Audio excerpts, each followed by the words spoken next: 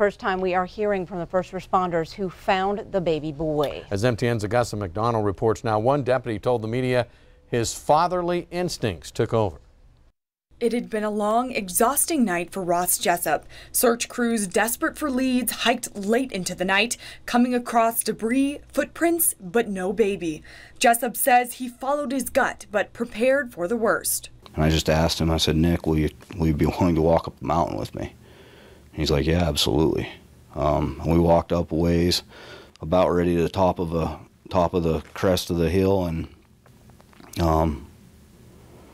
we stopped, and I even blurted out to Nick several times, like, Nick, I'm so mad that this is happening. Like, I'm so mad that we're looking for a dead baby. But even after 9 hours, the faint cries coming from the mouth of this 5-month-old child prompted the officers to switch off their radios, look down, and see the infant lying face down under a pile of sticks. Police tactics, police trainings, they all went out. I saw this little tiny child.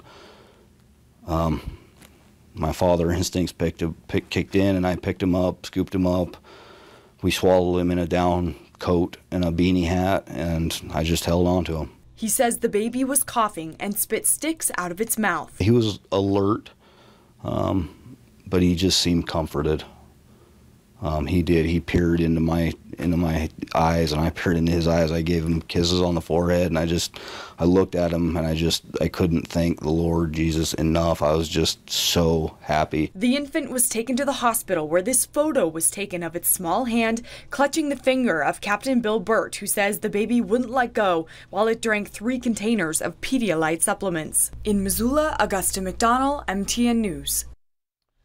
Quite the story. Now, one survival expert tells us it's really remarkable this baby was able to make it through the night. Temperatures ranged from a high of 91 that day to a low of 51 degrees. They say the infant faced severe dehydration, hunger, and predators, but the biggest threat was hypothermia. Hypothermia can start to affect adults even when overnight temperatures are in the low 60s. The baby was already wet, so the cold turned into a potential killer. The big thing with hypothermia is once your core temperature goes down to a certain level, there's no way of restoring it on your own. You have to have an external substance that will warm you, whether it be a fire or hot water put into a water bottle or something of that nature. Just wrapping them in a sleeping bag is not going to help either. They got to have something to generate the heat. Most infants need more warmth than your average adult human. Therefore, it's going to be more critical for a baby in that particular situation. I am actually very surprised that the baby didn't expire. The picture of his hand holding onto that finger tells the story. Experts say they don't believe that the sticks that were covering that baby boy actually gave him any protection from the cold.